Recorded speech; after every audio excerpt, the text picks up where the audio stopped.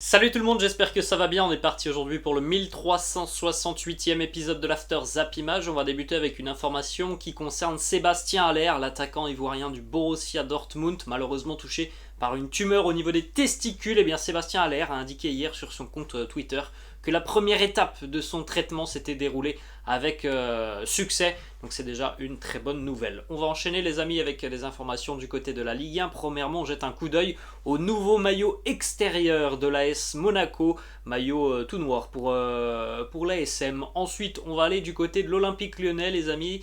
Pas mal d'infos du côté de l'OL. Premièrement, regardez un petit peu ce moment qui a été capté par les caméras de la chaîne officielle du club, donc de Galatasaray en Turquie.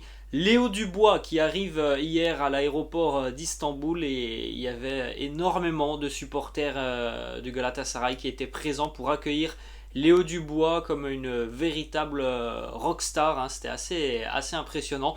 On connaît évidemment la passion du public et des supporters turcs. Petite image, donc Léo Dubois qui pose sous ses nouvelles couleurs, nouveau joueur de Galatasaray, hein, l'international français.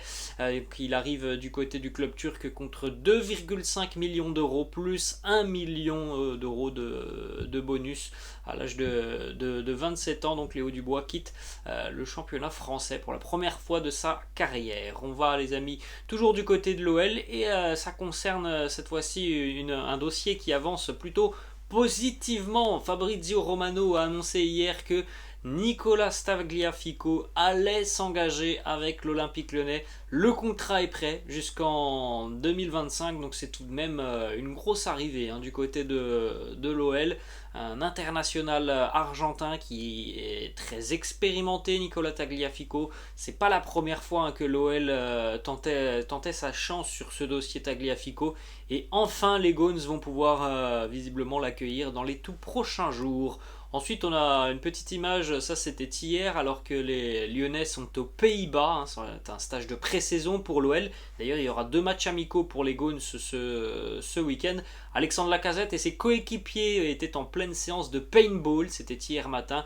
Vous savez, lors de ces stages de pré-saison, eh bien, on travaille beaucoup sur le terrain, en salle de musculation, mais il y a aussi beaucoup de moments de détente pour tout simplement souder le groupe. Et du côté de Lyon, on a pris l'option paintball hier. Et alors je ne sais pas si c'est pendant donc cette partie de paintball que ça s'est passé, mais Alexandre Lacazette a été victime d'une attaque de guêpe lors du stage de l'OL aux Pays-Bas. Il a été piqué à une dizaine de reprises au niveau du visage. Le Lyonnais doit donc suivre un traitement spécifique. Il n'a pas pu participer à l'entraînement de la veille. Moussa Dembélé aussi a été piqué, mais beaucoup moins que Alexandre Lacazette. Il était présent à l'entraînement, évidemment, hein. Des piqûres de guêpe, les amis, ça peut être très grave, hein, surtout quand tu te fais piquer, 10 fois. Ensuite, on va aller du côté des Girondins de Bordeaux, les amis, et vous le savez, hein, Bordeaux est tout de même en grande difficulté. Et la semaine prochaine, on aura donc officiellement la décision, hein, du comité sur la rétrogradation de Bordeaux en national, ou alors le fait que les Girondins soient réintégrés en Ligue 2. Et déjà une bonne nouvelle pour Bordeaux qui est tombé d'accord avec Southampton pour le transfert de Sékou Mara, transfert de 11 millions d'euros visiblement, plus 2 millions de bonus. Donc c'est une rentrée d'argent évidemment qui pourrait être salvatrice, hein, pour les Girondins de Bordeaux. 13 millions d'euros qui vont peut-être rentrer avec ce départ de Sékou Mara. Ça peut évidemment faire la différence devant le CNOSF. Ensuite, on va du côté du FC Nantes, une arrivée pour les Canaries. Mostafa Mohamed qui arrive, l'attaquant international égyptien qui arrive en provenance de Galatasaray en Turquie à l'âge de 24 ans. Il est prêté avec option d'achat par Galatasaray du côté du FC Nantes. Ça sera donc sa première grande expérience en Europe centrale à Mostafa Mohamed. Il a souvent évolué du côté de la Turquie, du côté aussi du championnat égyptien. Ensuite, on va les amis du côté de l'Olympique de Marseille. Petite image assez sympa. Les 3 dernières recrues de l'OM se mettent déjà en action. On a du Jonathan Klaus, du Ruben Blanco et du Luis Suarez. Ensuite, on a une information aussi sur une piste de l'OM. L'OM et le Hellas Vérone sont en train de négocier par rapport à un échange entre Darko Lazovic et Kevin Strootman. Les pourparlers vont continuer. L'OM souhaite absolument convaincre Lazovic de rejoindre Marseille. C'est une idée évidemment qui nous vient tout droit d'Igor Tudor, hein, ancien entraîneur du Hellas Vérone, donc il connaît très très bien le profil de Darko Lazovic. Direction Paris les amis, la priorité de Luis Campos, comme on en avait déjà parlé, hein, déjà depuis quelques jours, la priorité elle est bel et bien sur la vente de joueurs. Il faut se séparer des indésirables. Entre autres, on a du Ander Herrera, du Wijnaldum, Kurzawa, Icardi, il y en a d'autres. Déjà, première information qui concerne Mauro Icardi, visiblement, il n'a absolument aucune envie de quitter le Paris Saint-Germain. Comme on pouvait s'en douter, les amis, le salaire démentiel d'Icardi du côté de Paris, 12 millions d'euros annuels. Il sait très bien qu'il n'aura jamais la possibilité de retrouver ces 12 millions d'euros annuels en Europe, hein, c'est impossible, donc bien, voilà, il ne veut pas partir du Paris Saint-Germain, donc ça va être encore une fois assez compliqué de se séparer de Mauro Icardi. Heureusement que tous les joueurs du Paris Saint-Germain ne sont pas dans le même cas de figure que Mauro Icardi, mais c'est vrai que bon bah il y a très peu de joueurs qui veulent quitter le PSG, hein, ça on l'a bien compris. Ensuite on va continuer les amis avec une information qui concerne le dossier Gianluca Scamacca. Première offre officielle de West Ham pour Sassuolo, 40 millions d'euros, c'est à peu près aussi ce qu'avait offert le Paris Saint-Germain pour le joueur. Sassuolo avait refusé les avances du Paris Saint-Germain.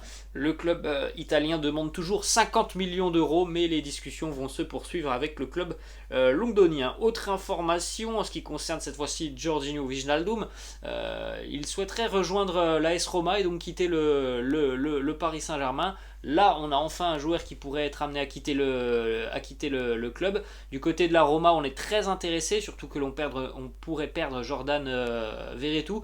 Mais la Roma, visiblement, pencherait pour un prêt à l'heure actuelle de Georginio Wijnaldum. Alors, est-ce que c'est ce que le Paris Saint-Germain recherche avec le dossier Wijnaldum? Ça, on n'en est pas sûr.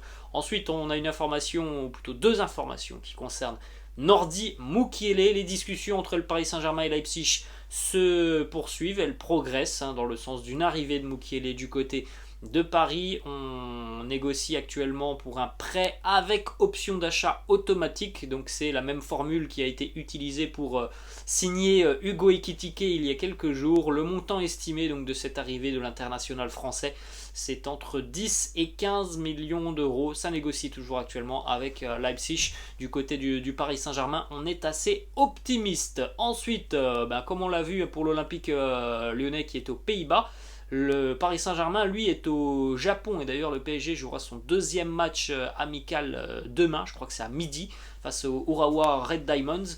Le PSG, hier, a pu aussi bénéficier des services de multiples champions olympiques. Et les Parisiens ont été initiés au judo du côté du Japon. Alors, le Japon, hein, c'est véritablement le pays du judo. Il y avait également la présence de Teddy Riner, hein, qui est un athlète du PSG Omnisport, donc champion olympique français, Teddy Riner, qui a initié certains joueurs du PSG. Là vous le voyez avec Presnel Kimpembe, quasiment tout le groupe y est passé. C'était assez marrant de voir les vidéos des joueurs devant l'impressionnant Teddy Riner. Petite image aussi, là vous pouvez le constater juste à côté de moi, c'est Kylian Mbappé qui était accompagné d'un triple champion olympique japonais. Et lorsque Kylian Mbappé s'est présenté sur le tatami, tous les joueurs du Paris Saint-Germain ont demandé à ce que le triple champion olympique japonais prenne soin de Mbappé et y aille vraiment doucement.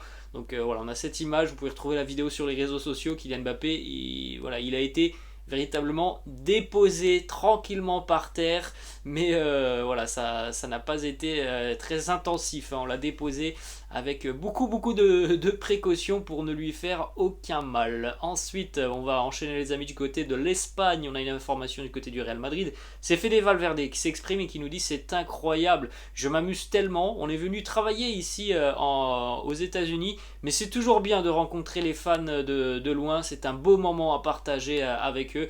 Alors bon, tout le monde est gagnant dans ce genre de pré-saison à l'étranger. Le club évidemment est gagnant, hein, puisqu'il va y avoir une énorme rentrée d'argent.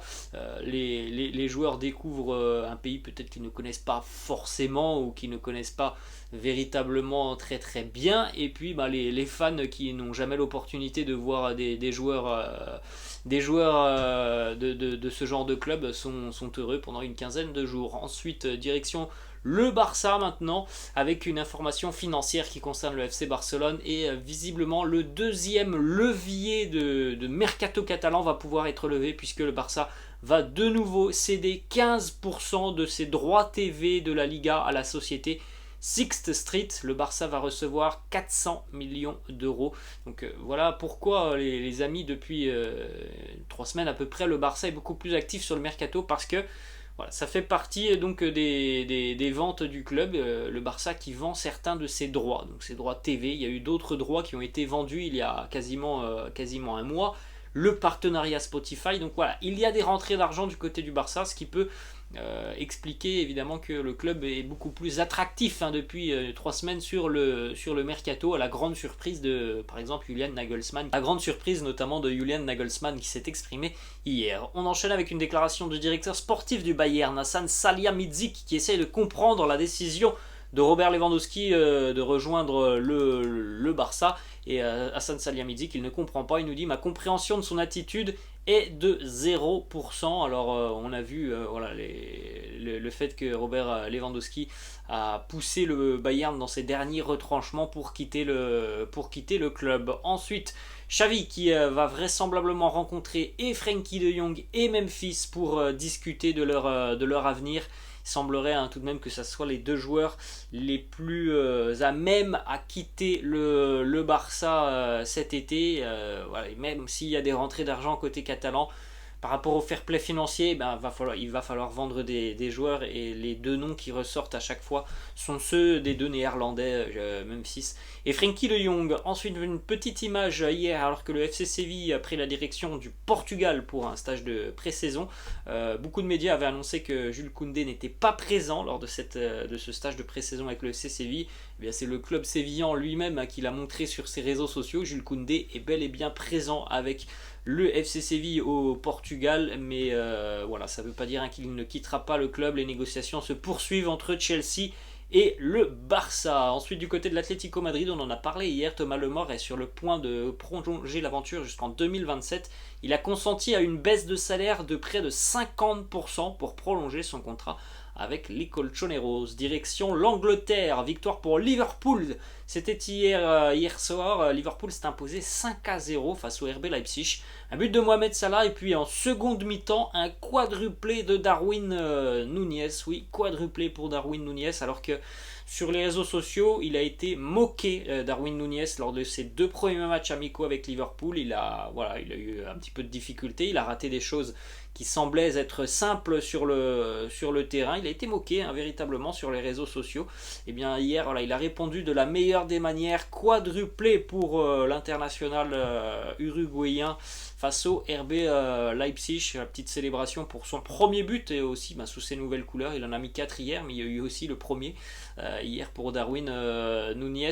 Inarrêtable, quadruplé en l'espace de 45 minutes. Ensuite, du côté de Manchester City, on a une déclaration de Jack Grealish sur Erling Haaland. Il nous dit: une fois qu'il aura atteint sa pleine forme physique, il sera imparable. En fait, il m'a dit: je ne suis que la moitié du prix que tu as coûté. Donc je n'ai pas de pression. C'est fou hein, quand on y repense, les amis.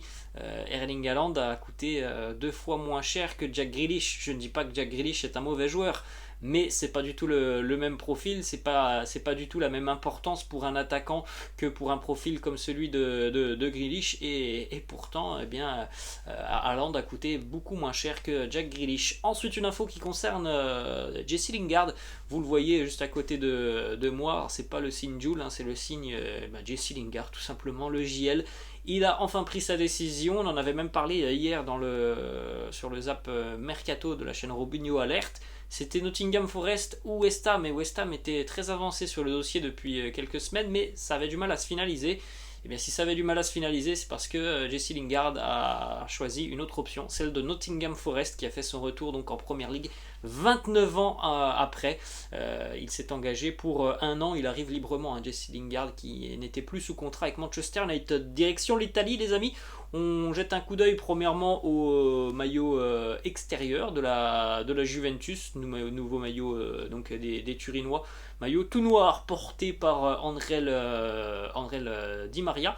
On a une information aussi, les Turinois qui sont envolés direction les États-Unis, et petite information importante, Adrien Rabiot n'est pas du voyage, donc il a été écarté par Max Allegri, donc ça semble bel et bien être la fin de l'aventure pour le milieu de terrain français du côté de la Juventus. Pour le moment, on ne sait pas où il pourrait rebondir. Ensuite, on a une déclaration de Paulo Dybala sur le numéro 10 de Francesco Totti. C'est un numéro qui lui a été proposé, il a refusé le numéro 10 de Totti, parce que voilà, le numéro 10 de Totti, c'est un numéro légendaire à la Roma, c'est le numéro de Francesco Totti, il doit rester ce numéro à Francesco Totti, donc il a refusé le numéro 10. On rappelle qu'il portera le numéro 21. Direction l'Allemagne, les amis, une petite information qui concerne Manuel Neuer. Alors c'est une information assez insolite, c'est une scène qui s'est déroulée il y a quelques semaines, alors qu'un chauffeur de taxi ramenait Manuel Neuer donc du côté de Munich. Eh bien Manuel Neuer a perdu son portefeuille dans le taxi de ce chauffeur. Le chauffeur l'a remarqué après avoir déposé Manuel Neuer, donc il a regardé un petit peu le portefeuille, les papiers du joueur, et il s'est rendu premièrement donc à l'endroit où il a déposé Manuel Neuer. Il n'était plus là, il a rencontré une personne de confiance de Manuel Neuer, qui lui a indiqué donc l'adresse du joueur. C'était à plus d'une heure de route, donc il est allé là-bas, et encore une fois il n'y avait pas de Manuel Neuer qui était présent, donc il a discuté avec une autre personne et lui a dit que voilà, c'était un taxi, donc ça lui avait coûté quasiment 400 € hein, de faire ces 1 heure ou 1 heure et demie de route, donc il attendait tout de même un joli geste de Manuel Neuer. Quelques semaines plus tard, il a reçu un maillot dédicacé de Manuel Neuer. C'est pas du tout ce qu'il espérait. Visiblement, le chauffeur de taxi, il a tout simplement dit que Manuel Neuer était un radin, que ce maillot dédicacé, il ne lui servait à absolument rien, que lui, il aurait voulu du cash. Puis d'information, il y avait tout de même 800 € dans le portefeuille de Manuel Neuer. On continue, les amis, du côté de l'Afrique avec quelques petites informations. Hier, c'était la soirée des prix pour les meilleurs joueurs, meilleures équipes africaines de l'année, et on peut le dire, hein, le Sénégal a quasiment tout raflé hier. Ballon d'or africain, c'est Sadio Mané, évidemment, avec une très belle année avec le Sénégal, mais aussi avec Liverpool. Aliou Cissé, élu sélectionneur de l'année, c'est le sélectionneur du Sénégal, et le Sénégal qui a aussi été élu sélection de l'année avec la Coupe d'Afrique des Nations qui a été remportée. Le Sénégal a aussi remporté le trophée de but de l'année, et aussi le meilleur jeune joueur de l'année. Donc ils ont quasiment tout raflé hein, du côté du Sénégal. Et on termine, les amis, avec 2 petits maillots assez sympas. Le 3e maillot de Venise, encore une fois, il est magnifique. On en avait déjà parlé l'année dernière. Là, depuis 2 semaines, on a vu les 3 maillots sortir, et les 3 sont magnifiques. Là, vous avez le 3e qui est doré. Et on termine donc avec le probable futur maillot de l'équipe de France pour la Coupe du Monde 2022. Ce sera le maillot extérieur. Alors, vous le voyez juste à côté de moi, un maillot blanc avec voilà, quelques taches bleu-gris. Et toutes ces taches, visiblement, représentent des monuments de l'histoire de France. Voilà, les amis, la fin de cet After Zap Image. J'espère que ça vous a plu. N'hésitez pas, comme d'habitude, à lâcher un petit pouce bleu. N'hésitez pas non plus à vous abonner à la chaîne. Je vous laisse et je vous dis à la prochaine. Ciao!